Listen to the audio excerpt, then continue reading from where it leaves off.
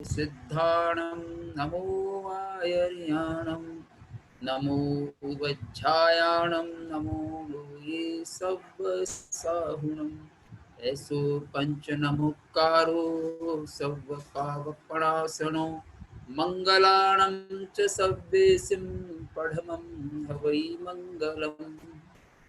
शुरू कर दें। ये सूत्र हो गया था। आज 24वां सूत्र प्रारंभ होगा। मनोनिमित्तः इत्युक्तम इति मनो लक्षयति। इससे पूर्व जो एक सूत्र आया था जिसमें सांव्यवहारिक प्रत्यक्ष का स्वरूप बताया था, उसमें इंद्रिय मनोनिमित्तः ऐसा कहा था। तो मनोनिमित्तः को आधार बनाकर अब कह रहे हैं कि मन से भी प्रत्यक्ष होता है, मन से भी ज्ञान होता है। देखिए, मन दो प्रकार से काम करता है। एक तो इंद्रिय के साथ मिल करके ज्ञान कराता है। जब हम इंद्रिय से ज्ञान करते हैं तो मन वाले जो जीव हैं वो इंद्रिय के साथ मन संयुक्त होने पर ही इंद्रिय से ज्ञान होता है, और जो मन वाले जीव हैं बिना इंद्रिय के सीधे मन से भी ज्ञान कर सकते हैं। तो यहाँ सीधे मन से ज्ञान करने की चर्चा है मनोनिमित्त में।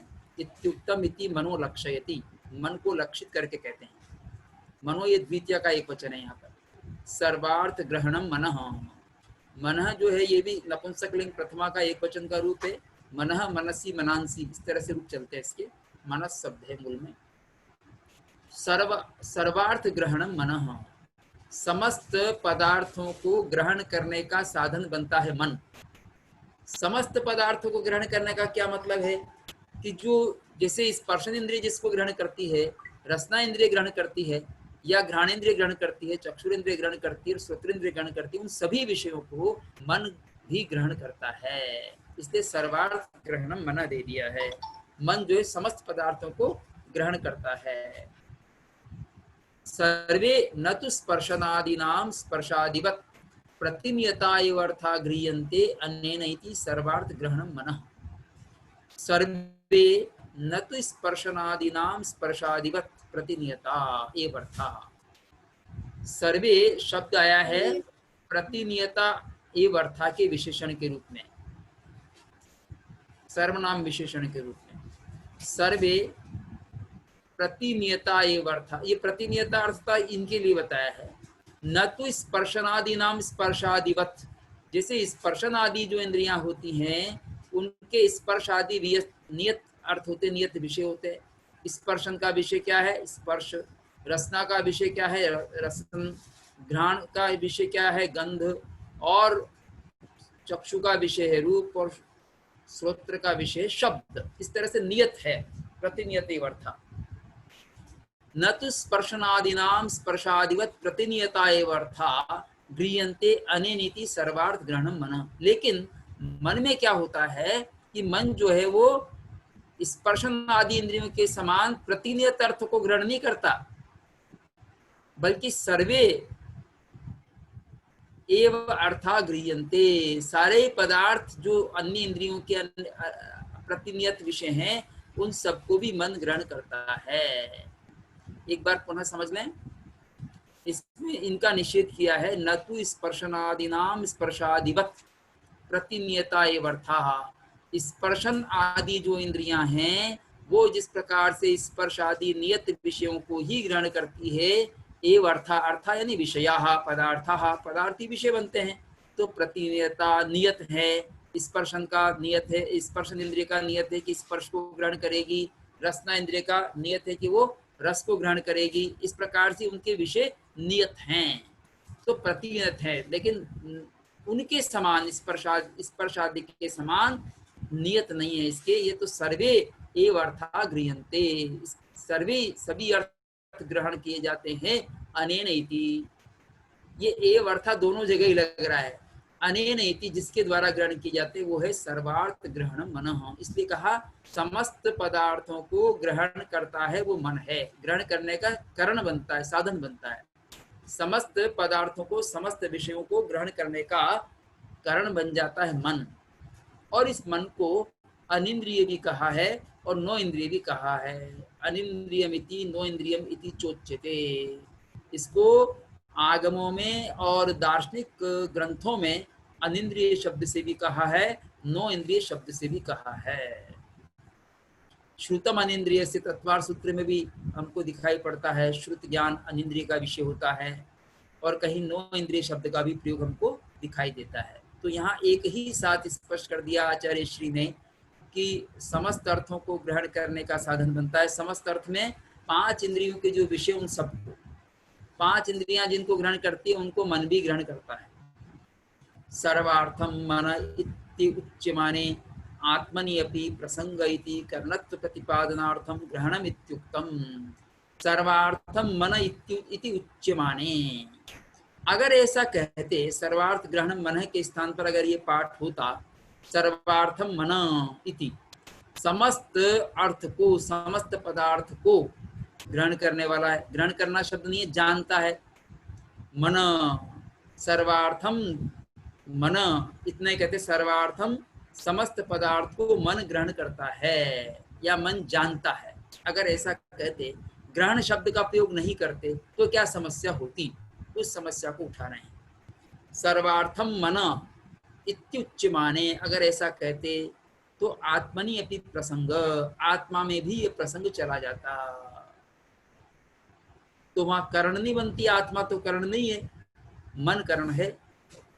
इति करणत्व प्रतिपादनार्थम ग्रहणम इत्युक्तम, इसलिए करण का प्रतिपादन करने के लिए ग्रहण शब्द का प्रयोग किया गया है।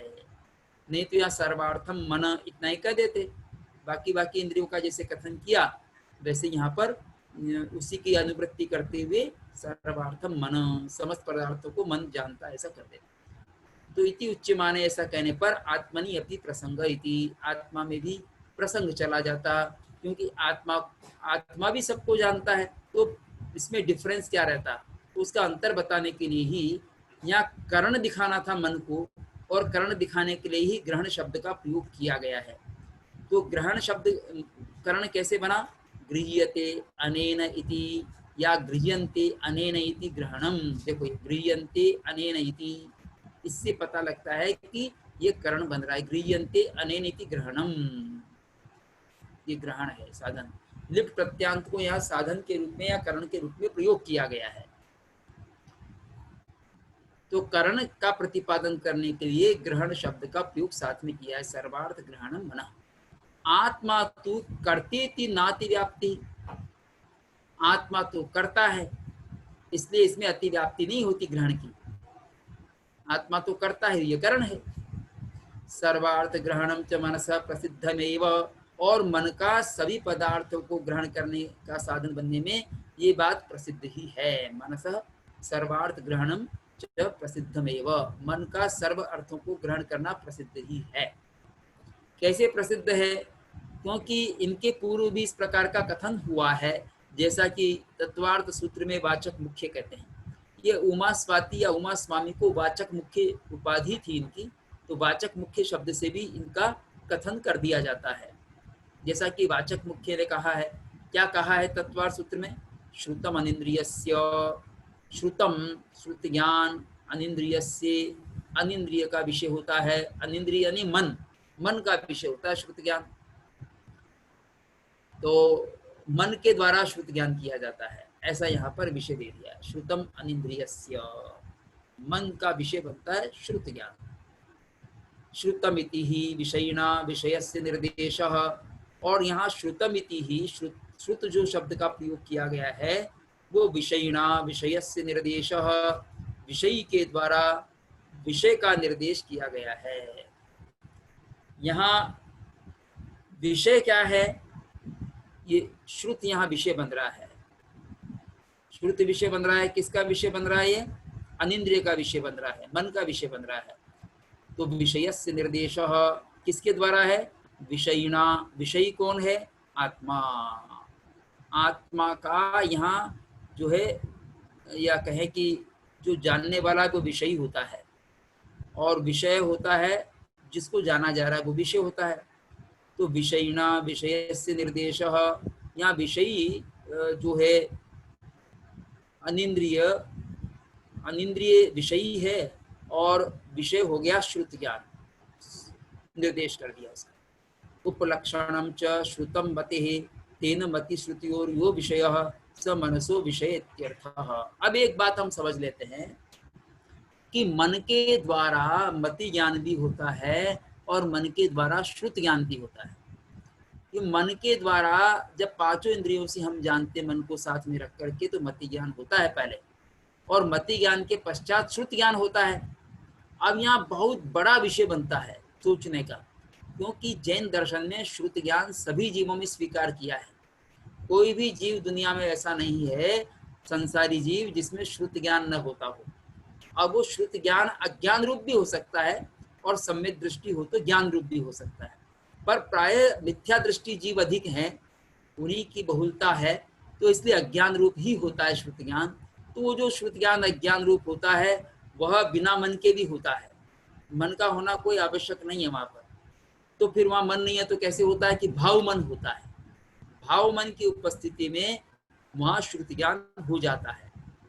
द्रव्य मन के बिना भाव मन वहां पर पाया जाता है, तो भाव मन से वह ग्रहण कर लेता है, जीव जो है वो श्रुत ज्ञान कर लेता है।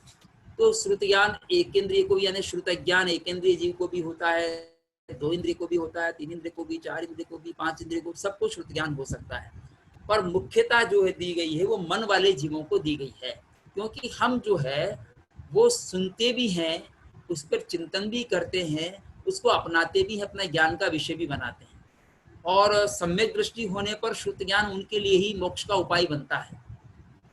तो श्रुत ज्ञान बड़ा महत्वपूर्ण ज्ञान है, जो केवल ज्ञान के उत्पत्ति में सहायक है। श्रुत ज्ञान, श्रुत ज्ञान से हम, श्रुत ज्ञान में आगम ज्ञान को भी लिया गया है, और प्रत्येक जीव को जो श्रुत ज्ञान होता है वो मति ज्ञान के अनंतर जो वो हान उपादान उपेक्षा का ज्ञान करता है, और एक जो उसमें से ज्ञान का एक निचोड़ निकालता है, वह श्रुत ज्ञान के रूप में होता है, जो उसके आध्यात्मिक जीवन के लिए और अन्य जीवन के अन्य पक्षों के लिए भी उपयोगी होता है। अब यहाँ ये मन को लक्ष्य करके कह रहे हैं वाचक मुख्य, श्रुत ज्ञान जो है वो अनिंद्रिय को होता है, अनिंद्रिय, उसका अनिंद्रिय का विषय बनता है श्रुत ज्ञान। तो श्रुत ज्ञान अनिंद्रिय का विषय बनता है, तो उपलक्षण से यहाँ कह रहे हैं श्रुतम मति है। श्रुत ज्ञान कैसे होता है, तो एक प्रसिद्ध वाक्य श्रुतम मति पूर्वम, मति पूर्वक होता है श्रुत, ये तत्वार्थ में भी कह दिया है। श्रुत ज्ञान कैसे होता है, मति ज्ञान पूर्वक होता है, पहले मति होता है फिर श्रुत होता है। तो श्रुतम मति है, मति ज्ञान से श्रुत ज्ञान होता है। ये दोनों ज्ञान साथ सभी जीवों में पाए जाते हैं, संसारी जीवों में, श्रुत और मति। अवधि ज्ञान सब में नहीं होता, मना पर्याय ज्ञान सब में नहीं होता, और केवल ज्ञान भी सब में नहीं होता, पर ये दो ज्ञान तो सब में होता है। श्रुतम मति है, तो मति से श्रुत होता है।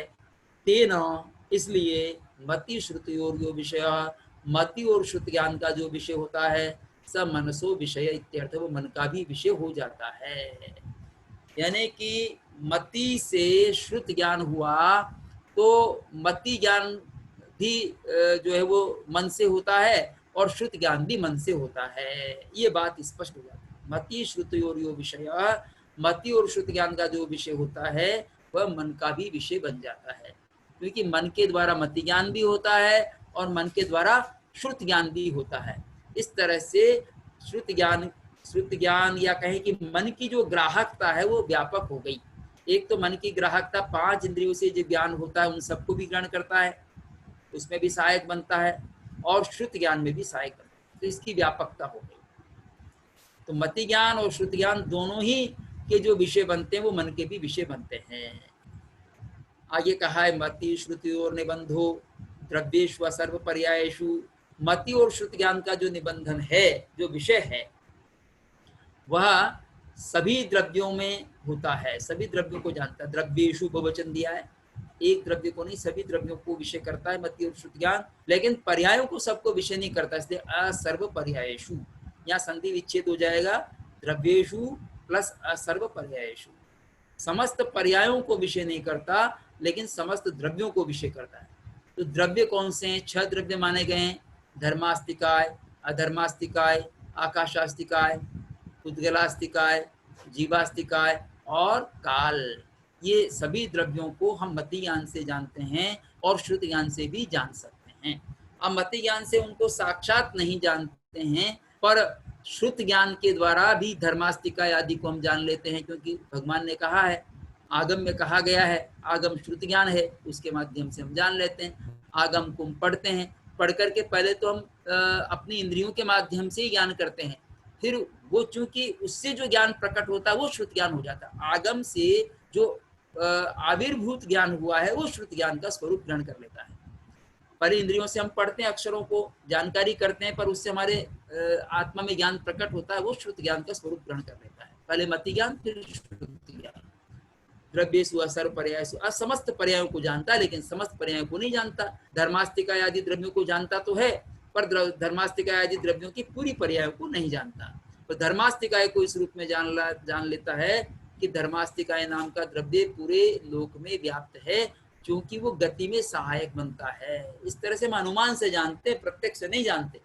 पर अनुमान भी किया हमने, तो अनुमान किया है तो आगम के ज्ञान के आधार पर किया है, उसमें जो लक्षण बताया उसके आधार पर किया है कि अब गति तो हम संसार में प्रत्यक्ष देखते हैं, तो उस गति में निमित्त होने वाला पदार्थ आगम के अनुसार क्या है, धर्मास्तिकाय है। और स्थिरता में कौन सा है, अधर्मास्तिकाय। अवगाहन में आकाश। इन सबको हम प्रत्यक्ष नहीं कर पाते, फिर भी उनको हम आगम से जानते हैं या मति ज्ञान से जान लेते हैं, श्रुति ज्ञान से जान लेते हैं, इनसे जानते हैं। इति वाचक वचनात् मति श्रुति ज्ञानयोः सर्वविषयत्वम् इति मनसोपि सर्वविषयत्वं सिद्धम। अब ये सर्वविषयत्व क्यों कहा है, उसका आधार बता दिया। वाचक वचनात्, वाचक मुख्य वही उमा स्वाति, उनके वचन से मति श्रुति ज्ञानयोः सर्वविषयत्वम्, मति और श्रुति ज्ञान की सर्व विषयता है। समस्त पदार्थों को मति ज्ञान श्रुति ज्ञान जानते हैं, पूरी तरह नहीं जानते पर जानते तो हैं। हम आकाश को जानते हैं कि नहीं, हम काल को जानते हैं कि नहीं, जानते हैं। हम काल का प्रत्यक्ष उस तरह से नहीं करते जैसे कोई घड़े का प्रत्यक्ष करते हैं, पर काल हमारे अनुभव का विषय तो है। तभी तो आज 7:30 की जगह 8 बजे हम बैठे हैं, तो ये काल को हम जानते तो हैं। और सोमवार आदि के रूप में भी जानते हैं। 1 घंटा हो गया, 1 मिनट हो गया, 1 सेकंड हो गया, उससे भी छोटा अवलिका होता है और उससे भी छोटा समय होता है, समय इकाई है, ये हम जानते हैं। और जानते हैं तो उसको हम तर्क से भी जानते हैं, आगम से भी जानते हैं, अनुमान से जानते हैं, पर वो सब मति ज्ञान का विषय बन जाता है। आगम से जानते तब श्रुति ज्ञान का भी विषय बन जाता है।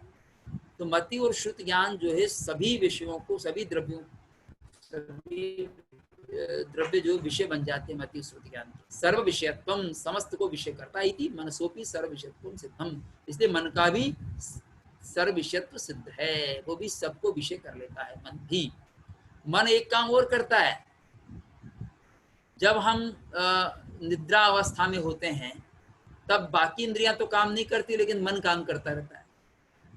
मन में तब भी स्वप्न आदि चलते रहते हैं, उसका विषय व्यापक है। अब एक बात यहाँ कह रहे हैं कि मन भी 2 प्रकार का होता है। मनोपि पंचेंद्रियवत द्रव्य भाव भेदात द्विविधमेव। मन भी पंचेंद्रिय के समान, 5 इंद्रियों के समान द्रव्य और भाव के भेद से, यहाँ पर द्रव्य इंद्रिय और भावेंद्रिय किया गया था भेद, उसी तरह से यहाँ पर द्रव्य मन और भाव मन, ये 2 भेद हो जाते हैं। तो मनोपि पंचेंद्रियवत, 5 इंद्रियों के समान द्रव्य भाव भेदात, द्रव्य और भाव के भेद से द्विविधमेव, 2 प्रकार का ही होता है। एक द्रव्य मन हो गया, दूसरा भाव मन हो गया। तत्र द्रव्य मनो मनस्त्वेन परिणतानि पुद्गल द्रव्याणि। अब द्रव्य मन क्या है, द्रव्य मनो मनस्त्वेन, मन से, मनस्त्वेन मन स्वरूप से, परिणतानि पुद्गल द्रव्याणि, जो परिणत पुद्गल द्रव्य है वो द्रव्य मन है। मन स्वरूप जो पुद्गल द्रव्य परिणत हो गए उसका नाम मन। मन के स्वरूप में परिणत हो गए, इंद्रियों के स्वरूप में परिणत हो जाए तो द्रव्य इंद्रिया है, मन के स्वरूप में परिणत हो जाए तो वह द्रव्य मन है। अब ये द्रव्य मन कहाँ रहता है, द्रव्य मन में 2 धारणाएं हैं। दिगंबर परंपरा के अनुसार वो हृदय में रहता है मन, और श्वेतांबर परंपरा के अनुसार सब जगह रहता है, पूरे शरीर में रहता है। कभी स्पर्श इंद्रिय से जहाँ जानते हैं तो मन वहाँ होता है तो उससे जान लेते हैं, और स्पर्श चक्षु में जहाँ भी रहता है, चक्षु से देखना हो तो भी मन वहाँ काम करता है। तो मन को सब जगह माना है, पूरे शरीर में स्वीकार किया है द्रव्य मन को। तो मनोपि पंचेन्द्रियवत् ये तो हो गया, तत्र द्रव्य मनो मनस्त्वेन परिणतानि पुद्गल द्रव्याणि। मन स्वरूप से जो परिणत पुद्गल द्रव्य है वो द्रव्य मन है। भाव मन कैसा होता है? भाव मनस्तु तद आवरणीय कर्म क्षयोक्षमात्मा लब्धिर आत्मनश्च अर्थ ग्रहणोन्मुखो व्यापार विशेष इति। भाव मन कैसा होता है? तद आवरणीय कर्म क्षयोक्षमात्मा, भाव मन से नहीं, उससे संबंधित जो आवरणीय कर्म है। अब उससे संबंधित आवरणीय कर्म देखिए, जो ज्ञानावरण कर्म है वो भी आ जाएगा। ज्ञान हम मन से भी करते हैं, इंद्रियों से भी करते हैं, तो ज्ञानावरण कर्म का क्षोभसम भी इसमें आ जाएगा। और जो वीर्यांतराय कर्म का क्षोभसम भी आ जाएगा, क्योंकि मन से जब प्रवृत्ति करेंगे तो वीर्यांतराय कर्म का क्षोभसम भी आएगा। तद आवरणीय कर्म क्षोभसमात्मा, आवरणीय कर्म के क्षोभसम स्वरूप वाला होता है भाव मन।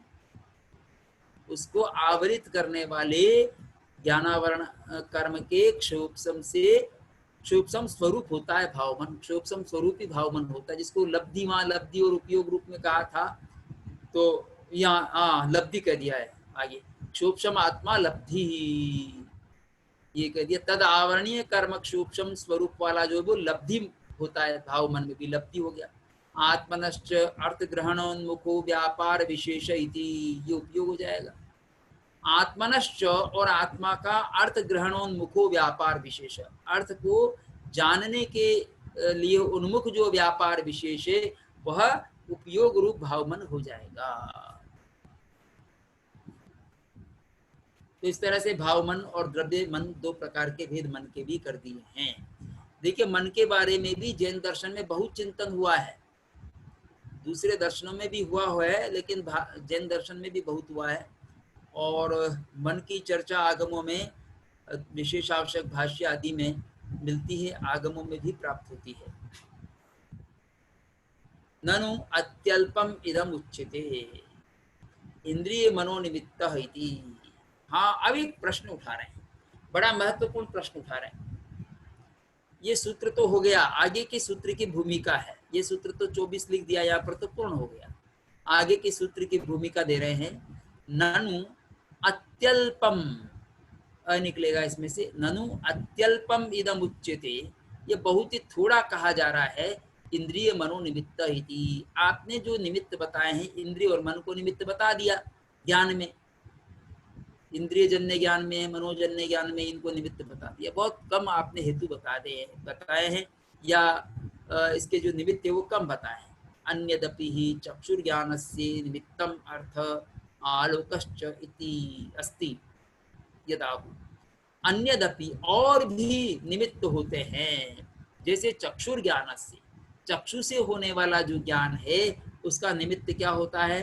अर्थ भी होता है, आलोक भी होता है। अर्थ यानी पदार्थ भी कारण मानो, और आलोक प्रकाश को भी कारण मानो। तो अर्थ और आलोक ये दोनों भी कारण होने चाहिए, आपने उनको तो गिना ही नहीं, इंद्रिय और मन कह दिया। इंद्रिय मनोनिमित्त के साथ में आपको ये भी कहना चाहिए था कि अर्थ भी निमित्त होता है, आलोक भी निमित्त होता है। तो इंद्रिय मनो के साथ अर्थ, अर्थालोक, ये सब गिनाना चाहिए। अर्थालोक निमित्त इंद्रिय मनो अर्थालोक निमित्त, ऐसा कह देते यदाहु। जैसे इसकी पुष्टि में कहीं से कोट करके भी कह रहे हैं, रूपालोक मनस्कार चक्षुर्भ्य संप्रजायते विज्ञानम मणिसूर्यांशु गोशकृद्भ्य इवानलः। जैसे अनल जो है अग्नि, वो कैसे पैदा होती है? मणि सूर्यांशु, मणि सूर्यांशु और गोशकृत, इनसे अग्नि पैदा होती है। मणि आपने देखा हो, सूर्यकांत मणि होती है, चंद्रकांत मणि होती है, हमने देखा नहीं, लेकिन हमने ग्लास तो देखा है। ग्लास को सूर्य की किरणों के सामने रखेंगे और वो सघन हो जाएंगी किरणें, तो नीचे से अगर कागज भी उसके नीचे रखते तो जलने लग जाता है। तो मणि उस तरह का है। कांच के नीचे भी हम जला सकते हैं, तो मणि से पहले जलाया करते थे। तो मणि और सूर्यांशु, सूर्य की किरणें हो और मणि हो और गोशकृत हो। पहले कागज तो होता नहीं था, गाय का जो सूखा हुआ कंडा है उसको गोशकृत कहा, गोबर, गोबर सूखा हुआ गोबर, इनसे अनलह अग्नि उत्पन्न हो जाती है। उसी प्रकार से रूप, जो पदार्थ का रूप है वो होना चाहिए, आलोक प्रकाश होना चाहिए, मनस्कार मन होना चाहिए, और चक्षु होना चाहिए।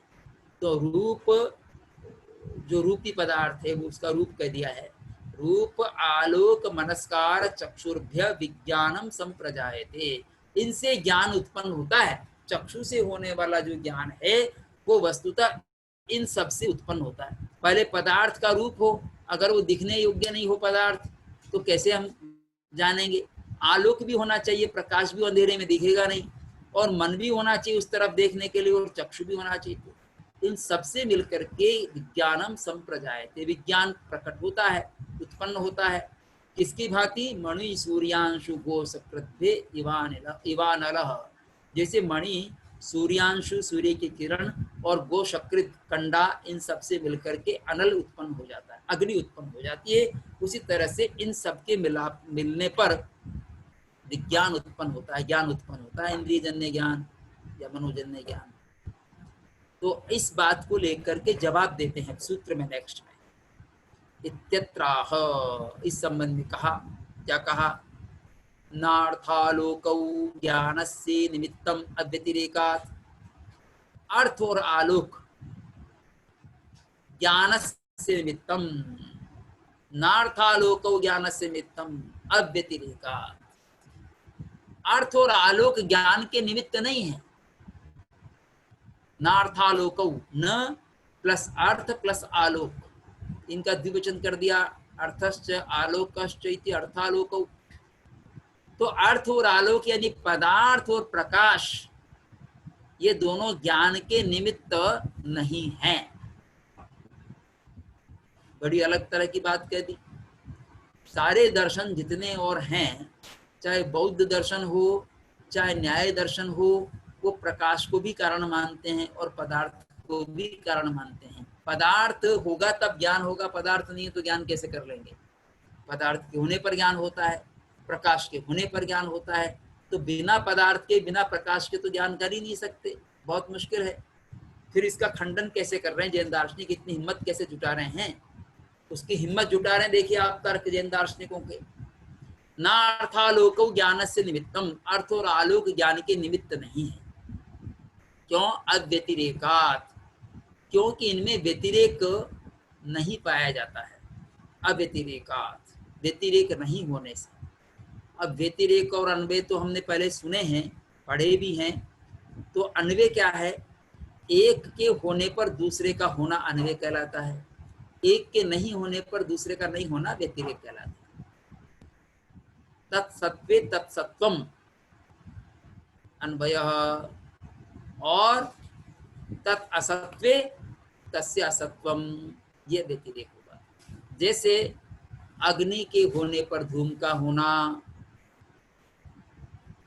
ये अन्वय हो गया, और व्यतिरेक क्या हो जाएगा? अग्नि के नहीं होने पर धूम का नहीं होना, ये व्यतिरेक हो जाएगा। तो इसमें व्यतिरेक नहीं पाया जाता। व्यतिरेक नहीं पाने का क्या मतलब हुआ? कि अर्थ के और आलोक के अभाव में भी ज्ञान हो जाता है। पदार्थ नहीं है तो भी ज्ञान हो जाता है, आलोक नहीं है तो भी ज्ञान हो जाता है। इसलिए व्यतिरेक नहीं है यहाँ पर कि इनके अभाव में ज्ञान नहीं होगा। इनके होने पर ज्ञान होना और इनके नहीं होने पर ज्ञान होना, ये दो बातें बनती है। तो इसके अन्वय तो क्या बना? इनके होने पर ज्ञान का होना, ये तो पाया जाता है, अन्वय तो होता है, अन्वय में कोई दिक्कत नहीं है कि इनके होने पर ज्ञान होता है, पर इनके नहीं होने पर भी ज्ञान हो जाता है। इसलिए इसमें व्यतिरेक का अभाव है। अर्थ और आलोक के नहीं होने पर भी ज्ञान हो जाता है। तो बड़ी महत्वपूर्ण बात इसमें कही जा रही है। बाह्यो विषय प्रकाशश्च न चक्षुर्ज्ञानस्य साक्षात कारणम।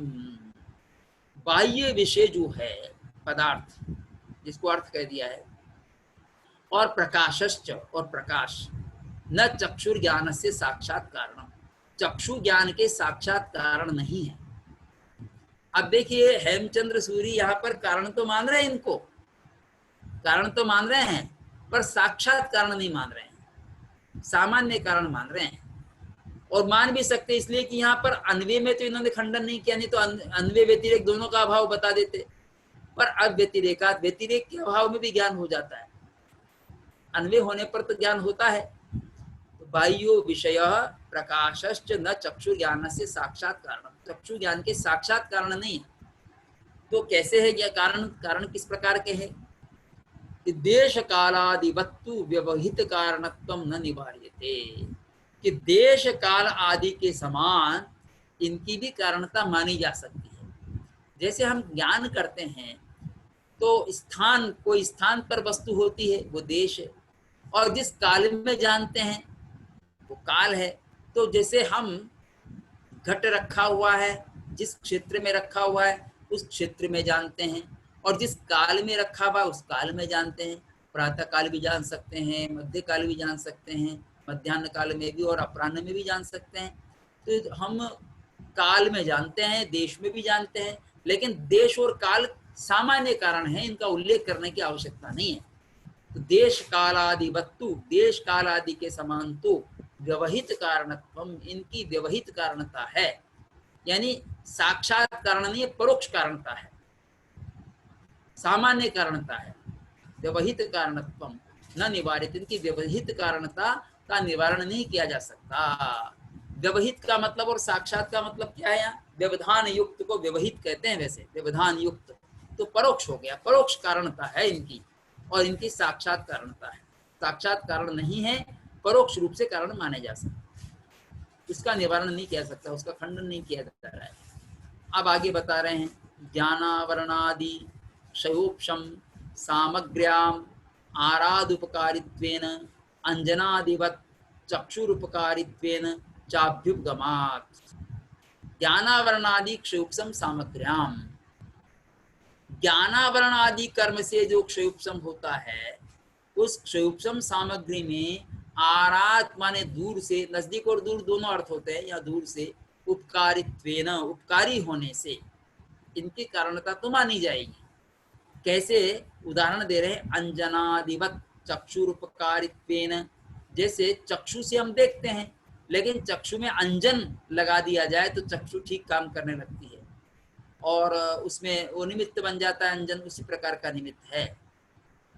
तो अंजनादिवत, अंजन आदि के समान चक्षुर उपकारित्व, जैसे अंजन आदि चक्षु के उपकारक होते हैं, उसी तरह से च अभ्युपगमात, उसको स्वीकार करने के कारण उनकी कारणता का निवारण नहीं किया जा सकता।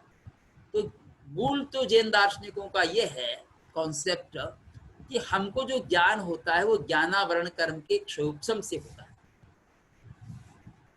अमुक अमुक वस्तु का, अमुक अमुक पदार्थ का हमको ज्ञान नहीं हो रहा है, क्योंकि उसका ज्ञान, उससे संबंधित ज्ञान पर आवरण आया हुआ है, ऐसा मानते। ज्ञानावरण का क्षयोपशम हो जाएगा तो हमको ज्ञान हो जाएगा। लेकिन इसमें जब हम पढ़ते हैं तब देखा कि ज्ञानावरण का क्षयोपशम होना तो एक योग्यता होती है, और उस योग्यता का जब हम उपयोग करते हैं तब हमको ज्ञान होता है।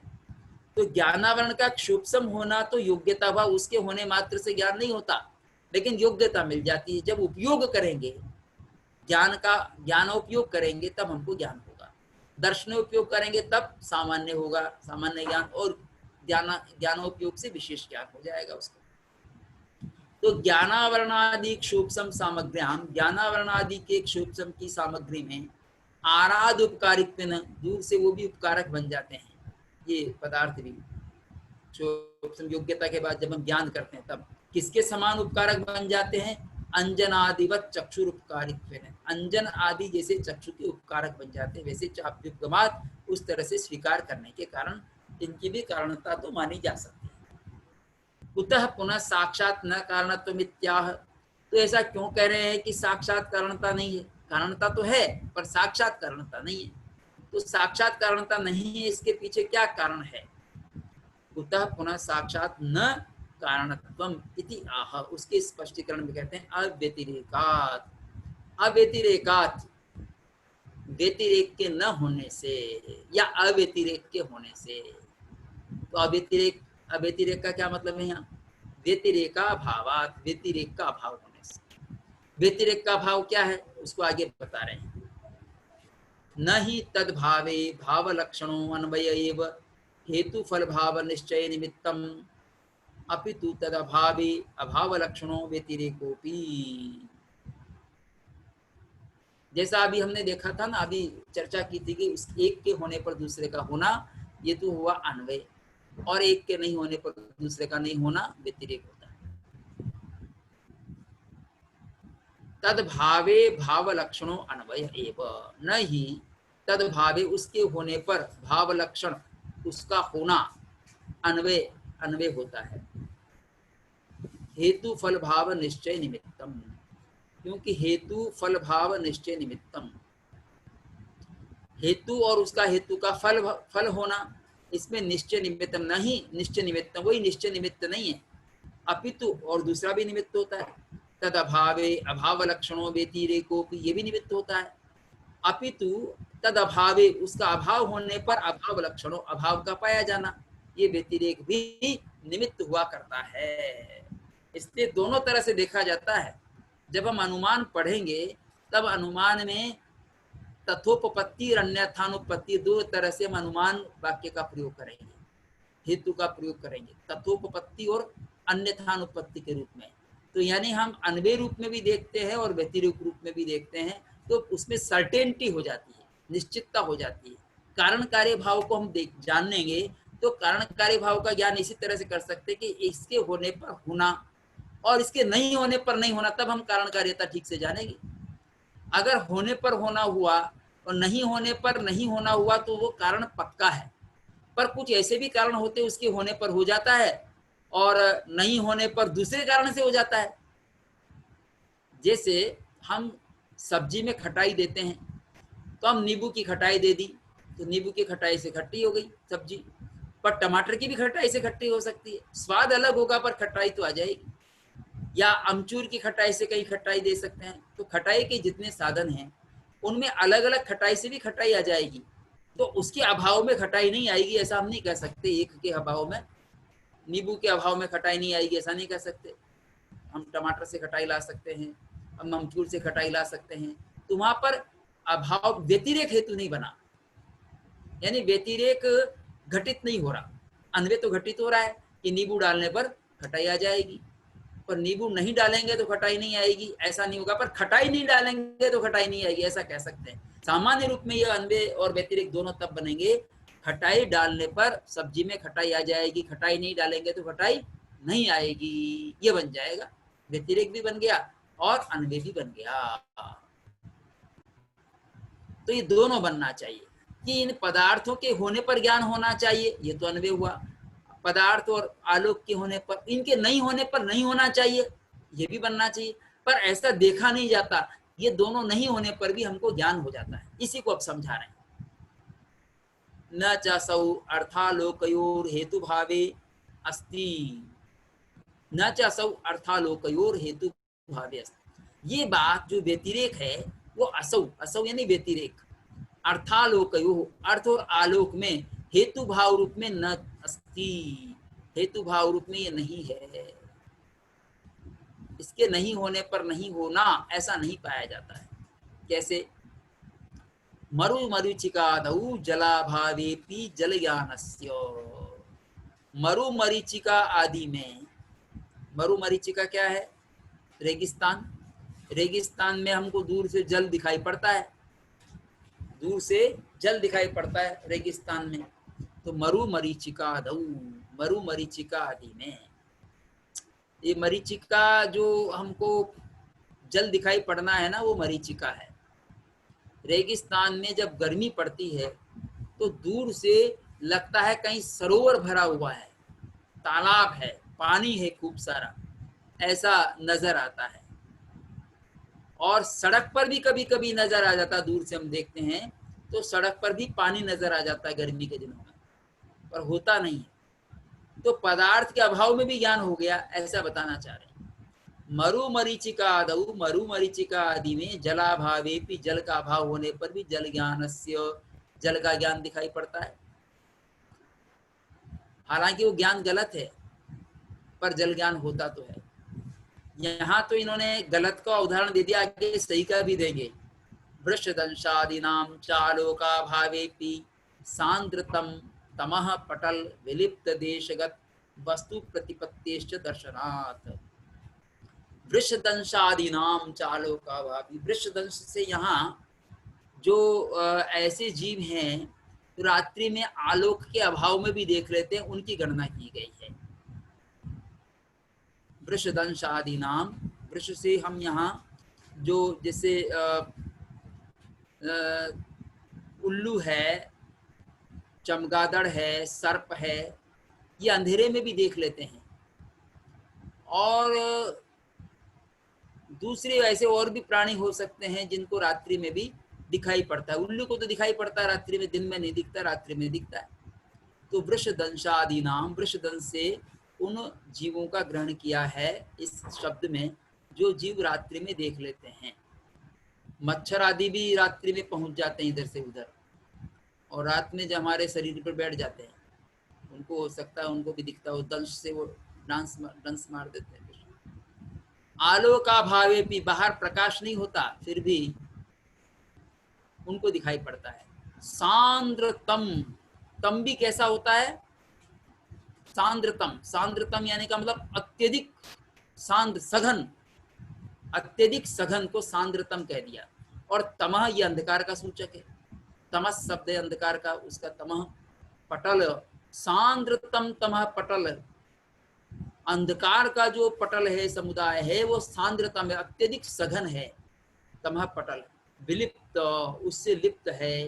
देश यानी क्षेत्र, स्थान, देशगत, उस देश में विद्यमान। वस्तु प्रतिपत्तिश्च दर्शनात्, वस्तु की प्रतिपत्ति यानी ज्ञान के दिखाई देने से।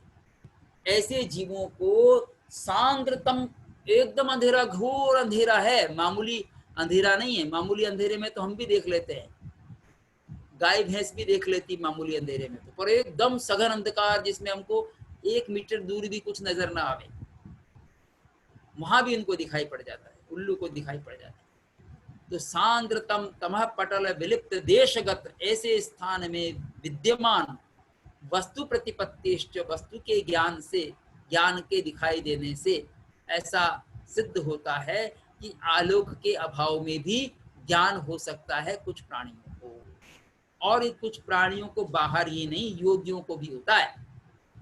योगियों का कथन कर रहे हैं। योगी नाम च अतीत अनागतार्थ ग्रहणे किमर्थस्य निमित्तत्वम। और योगी तो अंधकार की बात छोड़ो, जब पदार्थ नहीं होता है तो भी जान लेते हैं उसको। अतीत के पदार्थ को जानते हैं, अनागत भविष्य के पदार्थ को जानते हैं, भूतकाल भविष्य काल दोनों को जानते हैं केवल ज्ञानी, वो योगी। तो अतीत पदार्थों को भी जानते हैं और भविष्य के पदार्थों को भी जान लेते हैं उनके ग्रहण में। अब वह पदार्थ कहाँ निमित्त बन रहा है? पदार्थ तो है ही नहीं, मौजूद नहीं है, निमित्त कैसे बन रहा है? तो योगी नाम च अतीत अनागतार्थ ग्रहणी, अतीत पदार्थ और अनागत जो अभी आया नहीं है यानी भविष्य का पदार्थ है, उसको ग्रहण करने में भी योगियों को किमर्थस्य निमित्तत्वम, तो उनके ज्ञान में क्या अर्थ की निमित्तता है? तो अर्थ की निमित्तता तो नहीं, अर्थ ही नहीं है तो निमित्त कैसे होगा? तो बढ़िया ढंग से बात बता रहे हैं ये। इन्होंने 3 तरह से हेतु दे दिए हैं। एक तो दे दिया व्यतिरेक के रूप में दे दिया है, तो उदाहरण दे दिया मरुमरीचिका का। दूसरा ऐसे प्राणियों का जिनको रात्रि में दिखाई पड़ता है अंधकार में, और तीसरा दे दिया योगियों का उदाहरण। योगियों को तो दिखता है, केवल ज्ञानियों को दिखता है, पदार्थ नहीं होने पर भी उनको ज्ञान हो जाता है। निमित्तत्वे च अर्थ क्रियाकारित्वेन सत्वाद अतीत अनागतत्व क्षति ही। अगर निमित्त मानेंगे पदार्थ को, अतीत के पदार्थ को, अनागत के पदार्थ को निमित्त मानेंगे तो एक समस्या खड़ी हो जाएगी। क्या समस्या खड़ी हो जाएगी? कि उसमें अर्थ क्रियाकारित्व कैसे घटित करोगे? निमित्तत्वे च अर्थ क्रियाकारित्वेन सत्वाद, अर्थ क्रियाकारित्व उसमें नहीं हो पाएगा। और अगर अर्थ क्रियाकारित्व हो जाता है, सत्वात हो जाता है, तो अतीत और अनागत की क्षति हो जाएगी। फिर उसको अतीत भूतकाल का नहीं कहेंगे, भविष्य काल करेंगे, वो तो वर्तमान में होगा, तभी अर्थ क्रिया घटित होगी। अर्थ क्रिया घटित होने का मतलब, जैसे मान लीजिए किसी ने, ज्ञानी ने जान लिया कि 2 साल बाद यह प्याऊ खुलने वाली है। अब प्याऊ खुलने वाली है, अब प्याऊ से तो जो है वो पानी आना चाहिए और प्यास बुझनी चाहिए, तो अभी तो प्यास बुझेगी नहीं, 2 साल बाद बुझेगी पीने वालों की। अभी कोई पीने चला जाएगा तो नहीं बुझेगी, तो अर्थ क्रिया तो घटित नहीं होगी। अर्थ क्रिया वहां पर घटित नहीं हो सकती भविष्य में। और अगर वहां प्याऊ थी, अभी नहीं है, मान लो 2 दिन पहले ही तोड़ दी गई है, तो प्याऊ थी अब नहीं है, तो प्याऊ थी इसको तो ज्ञानी जान रहे हैं। ज्ञानी क्या, हम भी जान रहे हैं उसको, तो 2 दिन पहले थी, हम भी जान रहे हैं कि वहां क्या थी, प्याऊ थी। 2 दिन का अतीत तो हम भी जानते हैं। हम 2 दिन का क्या, अपने जीवन के बहुत सारे अतीत को जानते हैं, साक्षात नहीं जानते पर जानते तो है। तो जानते हैं, लेकिन अर्थ क्रिया तो वहां भी घटित नहीं होगी। प्यास तो नहीं बुझेगी, पहले बुझी थी अब तो नहीं बुझ रही है, तो अर्थ क्रिया कार्य तो घटित नहीं होगा। तो अतीत अनागत तो क्षति ही, अतीत और अनागत का ज्ञान उनको नहीं हो पाएगा। तो पदार्थ के ज्ञान में पदार्थ और आलोक की कारणता अब निश्चित नहीं होती, यानी कारणता आवश्यक नहीं है, उसके बिना भी ज्ञान हो सकता है। पदार्थ के होने पर ज्ञान होगा, इसमें तो कोई बाधा नहीं है। आलोक के होने पर ज्ञान होगा, इसमें भी कोई बाधा नहीं है। पर इनके अभाव में भी ज्ञान देखा जाता है, बस इतना ही तर्क है जैन दार्शनिकों का। एकदम ऐसा नहीं कह रहे हैं कि इनकी कारणता है ही नहीं, पर यह कहना चाह रहे हैं कि इनकी कारणता के अभाव में भी ज्ञान हो सकता है, इसलिए इनकी कारणता साक्षात नहीं माननी चाहिए। और आगे कह रहे हैं, न च प्रकाशाद आत्मलाभ एव प्रकाशकस्य प्रकाशकत्वं प्रदीपादिर्घटादिभ्यो अनुत्पन्नस्यापि तत्प्रकाशकत्व दर्शनात्। अब यहाँ बौद्ध दार्शनिकों की मान्यता को आधार बनाकर कथन किया जा रहा है। बौद्ध दार्शनिक ये कहते हैं कि जिस पदार्थ का हम ज्ञान करते हैं, उस पदार्थ का आकार हमारे ज्ञान में आ जाता है, इसलिए हम उस पदार्थ को जानते हैं। जिस पदार्थ को जानते हैं, उस पदार्थ का आकार हमारे ज्ञान में आ जाता है, तब हम उस पदार्थ को जानते हैं, हमारा ज्ञान उसका प्रकाशक होता है। ऐसा कौन मानते हैं? बौद्ध मानते हैं। उन बौद्धों की मान्यता को उभार रहे हैं ये शंका के रूप में। न च प्रकाशात आत्मलाभ आत्मलाभे एव प्रकाशकस्य प्रकाशकत्वम। ऐसा कथन करना ठीक नहीं है। कैसा कथन? कि प्रकाशात, प्रकाश्य कौन है? गेय, गेय पदार्थ प्रकाश्य होता है। आत्मलाभे एव, प्रकाश्य से आत्मलाभ होने पर ही प्रकाश्य का स्वरूप हमारे ज्ञान में आ जाएगा, तभी प्रकाशकस्य प्रकाशकत्वम, ज्ञान की प्रकाशकता घटित होगी।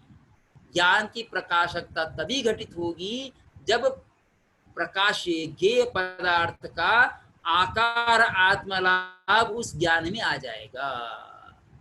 जैसे मैं घट को जानता हूं, तो घट का आकार मेरे ज्ञान में आ जाएगा, तब मैं घट को जान पाऊंगा। घट का आकार मेरे ज्ञान में नहीं आया तो मैं उसको कैसे जानूंगा? ये उनका तर्क है। इसलिए वो पदार्थ की कारणता को आवश्यक मानते हैं। तो ये यहाँ कह रहे हैं न च, खंडन कर दिया उसका। न च, ऐसा नहीं कहना चाहिए कि प्रकाश से ही आत्मलाभ होने पर प्रकाशक की प्रकाशकता होती है, यानी ज्ञाता की जो ज्ञान की प्रकाशकता होती है। ज्ञान जो है तभी प्रकाशक होता है जब वो पदार्थ का आकार ग्रहण उसमें हो जाता है, ऐसी बात नहीं। क्यों? प्रदीपादिर घटादिभ्यो अनुत्पन्नस्यापि तत्प्रकाशकत्व दर्शनात्। उदाहरण दे दिया बढ़िया। प्रदीपादिर घटादिभ्यो अनुत्पन्नस्यापि, प्रदीप आदि जो हैं, दीपक आदि, उनसे हम किसको जानते हैं? कौन किसको प्रकाशित करता? प्रदीप आदि घट को प्रकाशित करता है। लेकिन प्रदीप घट से पैदा नहीं होता, घट का आकार प्रदीप में नहीं आता है। प्रदीपादि घटादिभ्यो अनुत्पन्नस्यापि, प्रदीप आदि जो है घटादि से अनुत्पन्न होकर के भी तत्प्रकाशकत्व दर्शनात्, घटादि की प्रकाशकता उसमें देखी जाती है। तो प्रदीप आदि, दीपक आदि जो है वो घटादि से अनुत्पन्न है, फिर भी तत्प्रकाशकत्व, घटादि की प्रकाशकता दर्शनात्, दिखाई पड़ने से। तो जो उस ज्ञेय पदार्थ से उत्पन्न नहीं है, दीपक जैसे वो प्रकाश्य पदार्थ से उत्पन्न नहीं है, दीपक जिसको प्रकाशित कर रहा है उससे उत्पन्न नहीं है, उसी प्रकार से ज्ञान जो कि ज्ञेय पदार्थ से उत्पन्न नहीं है, उसके द्वारा भी हम ज्ञान कर सकते हैं। ईश्वर ज्ञानस्य च नित्यत्वेन अभ्युपगतस्य कथम अर्थजन्यत्वं नाम। ईश्वर ज्ञानस्य, अब ईश्वर ज्ञान की बात कर रहे हैं। ईश्वर का ज्ञान, ये नैयायिक को कह रहे हैं, ईश्वर ज्ञान से च नित्यत्वेन, ईश्वर का ज्ञान कैसा होता है? नित्य होता है। अभ्युपगत से, नित्य स्वरूप, नित्य रूप में स्वीकार किया गया ईश्वर का ज्ञान, बिल्कुल ईश्वर का ज्ञान तो नित्य ही होगा। कथम अर्थजन्यत्वम नाम, तो उसकी अर्थजन्यता कैसे होगी ये बताओ। ईश्वर का ज्ञान तो नया नया नहीं जुड़ता हमारी तरह से। आज हम एक वस्तु को जानते हैं, कल नई पैदा होगी तो उसको जानेंगे, परसों नई पैदा होगी तो उसको जानेंगे। हमारा ज्ञान तो इस तरह से समृद्ध होता रहता है। ईश्वर का ज्ञान तो नित्य होता है, उसमें कोई परिवर्तन नहीं होता। तो वो नया पदार्थ कोई आएगा तो उससे कैसे पैदा होगा? अर्थजन्यत्वम, उस पदार्थ से जन्यता कैसे होगी उस ईश्वर के ज्ञान की? ईश्वर का ज्ञान तो हमेशा वही रहेगा, उसमें भी पदार्थ जन्यता घटित नहीं होगी। यानी अर्थ वहां पर भी ज्ञान को उत्पन्न करने वाला नहीं होगा, पदार्थ ज्ञान का उत्पन्न करने वाला न्याय दर्शन में भी घटित नहीं होगा। और आगे कह रहे हैं अस्मदादीनाम अपि, हम जैसे लोगों में भी जनकस्यैव ग्राह्यत्वभ्युपगमे, जनक को ही अगर ग्राह्य मानते हैं, ग्राह्यत्वभ्युपगम ग्राह्य मानते हैं, तो स्मृति प्रत्यभिज्ञानादेः प्रमाण से अप्रामाण्य प्रसंग।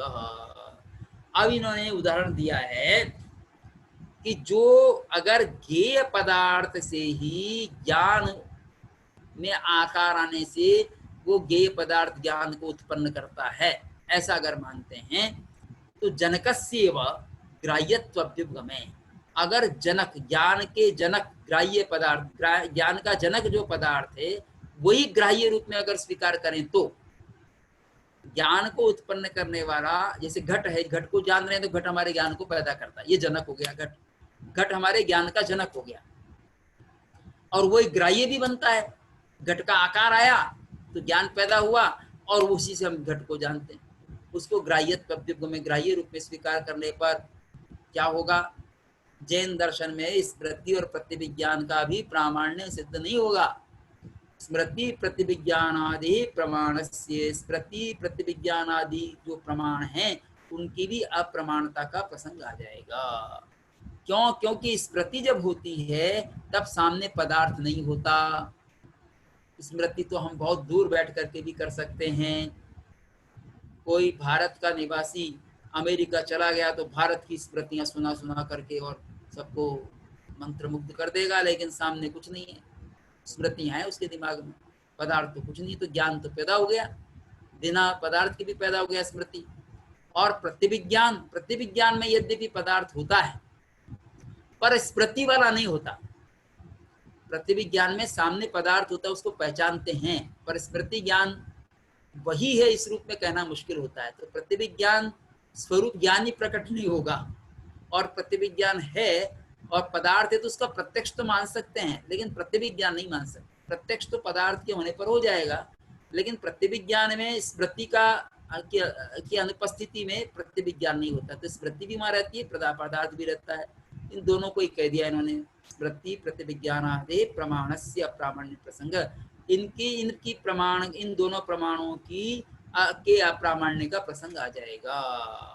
और इनके समान और भी कोई हो सकता है तो आदि से कह दिया है, तर्क आदि भी हो सकते हैं। ये शाम च एकांत क्षणिको अर्थो, फिर बौद्ध में आ गए। ये शाम च एकांत क्षणिको अर्थो जनकश्च ग्राह्य इति दर्शनम तेषामपि जन्य जनकयोर ज्ञानार्थयोर भिन्न कालत्वात् न ग्राह्य ग्राहक भाव संभवति। इसका तात्पर्य कि ये बौद्ध की बात है और ये न्याय वैशेषिक भी ऐसा मानता है, तो उसको यहाँ पर ले लिया है। ईश्वर ज्ञान की उसकी चर्चा कर रहे हैं और ये बौद्धों की चर्चा की जा रही है। ये शाम च, और जिनमें एकांत क्षणिको अर्थो, एकांत क्षणिक पदार्थ, वहां तो पदार्थ एकांत क्षणिक है, क्षणिकवादी है बौद्ध। तो एकांत क्षणिको अर्थो जनकश्च ग्राह्य, वो जनक होता है, ग्राह्य इति, और ग्राह्य भी होता है, क्योंकि क्षणिकवाद में भी वो क्षण भर जो पदार्थ है वही ज्ञान में आकार दे देता है और उससे ज्ञान प्रकट हो जाता है, वो उसकी ग्राह्यता भी होती है। लेकिन न्याय बिंदु में धर्म कीर्ति स्पष्ट रूप से कहते हैं कि क्षणिक पदार्थ की जो ग्राह्य क्षण है और प्राप्य क्षण है वो अलग अलग होते हैं। यानी जिस पदार्थ को हम ग्रहण करते हैं वो पदार्थ अलग होता है और जब उसको प्राप्त करते हैं तो वो पदार्थ भिन्न हो जाता है। दोनों के क्षण अलग अलग होते हैं, क्योंकि क्षणिक पदार्थ में तो यही होता है, क्षणिक पदार्थ तो क्षण भर में खत्म हो गया, उसका जैसा दूसरा मिलेगा, पर हम उसमें इतना अंतर नहीं कर पाते कि अलग है, हम उसको वही समझते हैं, ये सामान्य लक्षण रूप से वही समझते हैं। येषाम च एकांत क्षणिको अर्थो, येषाम यानी जिनके एकांत क्षणिक पदार्थ है, वही जनकश्च ग्राह्य इति, वो जनक भी होता है और ग्राह्य भी होता है, दर्शनम तेषाम अपि, ये उनका दर्शन है, तेषाम अपि उनमें उनके भी जन्य जनकयोर ज्ञानार्थयोर भिन्न कालत्वा दे दिया, न ग्राह्य ग्राहक भाव संभवती, उसी के आधार पर खंडन कर दिया। तेषाम अपि उन बौद्धों में, बौद्धों के भी जन्य जनकयो, जन्य यानी ज्ञान जिसमें आकार आ रहा है, और जनक जो पदार्थ है, जन्य जनकयोर ज्ञानार्थयो, ज्ञान और अर्थ का भिन्न कालत्वात्, काल भिन्न होने के कारण न ग्राह्य ग्राहक भाव, उनमें ग्राह्य ग्राहक भाव नहीं बन सकता। उनका समान काल होगा तो ग्राह्य ग्राहक भाव होगा, काल भिन्न है तो कैसे ग्राह्य ग्राहक भाव मान सकते हैं, क्योंकि जिस पदार्थ का आकार आया वो उसका काल भिन्न है, और जो जो आकार में आने के बाद जिसको हम जान रहे हैं उसका काल भिन्न है, तो ग्राह्य ग्राहक भाव उनमें नहीं बन सकता। जन्य जनकयोर, जन्य जो उत्पन्न होने वाला है और जनक जो उत्पन्न करने वाला है, उन दोनों में अब जन्य कौन है? ज्ञान, और जनक कौन है? अर्थ। तो जन्य जनकयोर ज्ञानार्थयो, ज्ञानार्थयो ज्ञान और अर्थ, ज्ञान तो हो गया जन्य और जनक हो गया अर्थ पैदा करने वाला, इन दोनों का भिन्न कालत्वाद, भिन्न काल होने से न ग्राह्य ग्राहक भाव संभवती, इनमें ग्राह्य ग्राहक भाव संभव नहीं है। अथ आगे कहते हैं न जन्य जनक भावातिरिक्त संदंशायो गोलकवत ज्ञानार्थयो कश्चित ग्राह्य ग्राहक भाव इति मतम। अथ आगे कह रहे हैं न जन्य जनक भावातिरिक्त, जन्य जनक भाव के अतिरिक्त यानी उससे भिन्न, संदंश अयो गोलकवत, संदंश होती संडासी, संडासी को संदंश कहते हैं। अयो गोलक होता है लोहे का गोला, लोहे के गोले को हम संडासी से पकड़ सकते हैं। तो यहाँ जन्य जनक भाव के अतिरिक्त कोई और दूसरा ग्राह्य ग्राहक भाव नहीं होता है, ऐसा कह रहे हैं। जन्य जनक भाव ही यहाँ पर ग्राह्य ग्राहक भाव होता है, ऐसा बौद्ध कह रहे हैं। अथ अगर ये कहो कि न जन्य जनक भावातिरिक्त, जन्य जनक भाव के अतिरिक्त संदंश अयो गोलकवत, संडासी और लोहे के गोले के समान, संडासी से जैसे लोहे का गोला पकड़ा जाता है उसकी तरह ज्ञानार्थ हो, ज्ञान और पदार्थ का न कश्चित, ये न आएगा, न कश्चित ग्राह्य ग्राहक भाव है, कोई ग्राह्य ग्राहक भाव नहीं है। ग्राह्य ग्राहक भाव जैसे यहाँ होता है ना संदंश और अयोगोलक में, एक तो ग्राहक बन गया संदंश संडासी, अयोगोलक ग्राह्य हो गया। तो जैसे यहाँ ग्राह्य ग्राहक भाव होता है वैसा ग्राह्य ग्राहक भाव नहीं होता यहाँ पर। यहाँ तो जन्य जनक भाव को ही ग्राह्य ग्राहक भाव कहते हैं कि एक तो होता है जन्य, ज्ञान जन्य हो गया, पदार्थ जनक हो गया, ऐसा कहते हैं। अब इसको हम आगे कल पढ़ेंगे। इति मतम यहाँ से भिन्न कालम कथम ग्राह्यम से आज इतना ही रखते हैं। आप सबको धन्यवाद बहुत बहुत। जय जिनेंद्र सर। जय जिनेंद्र सर। अब आपके लिए भी एक सरप्राइज है सर। क्या सरप्राइज? आज सर के लिए सरप्राइज ये है सर कि आज आपका लेक्चर कोई और नया व्यक्ति भी सुन रहा था सर। अच्छा, और आपको मैं बताती हूँ कि वो कौन सुन रहे थे। हाँ, अच्छा अच्छा, वाह वाह वाह वाह, प्रणाम करता हूँ सर आपको, प्रणाम करता हूँ। दर्शन करा दिया आपने तो आज, वाह, आशीर्वाद मिल गया। हाँ जी सर। क्या बात है, तो आज घर पे ही कर रहे हो क्या? हाँ सर, फिर आज आपका पूरा लेक्चर दादाजी को भी सुनाया मैंने कि देखो आपके स्टूडेंट पढ़ा रहे हैं तो देखो सुनो। तो आज पापा जी ने पूरा सुना है, आशीर्वाद मिल गया। अब कुछ बोलना है पापा जी? हाँ, मैंने पूछा उनको कि पढ़ा रहे हैं, ठीक पढ़ा रहे हैं क्या? तो फिर से बोलते हैं कि हाँ अच्छा पढ़ाता है, सही पढ़ा रहा है, ये आपके लिए शब्द बोल रहे हैं। अच्छा अच्छा। यहाँ पर ही दर्शन करा दिए, बहुत अच्छा हो गया। हाँ सर, उनका इसीलिए घर, आशीर्वाद मिल गया। हाँ घर पे थी सर, इसीलिए। ठीक है सर। अच्छा, धन्यवाद। जय जिनेन्द्र सर।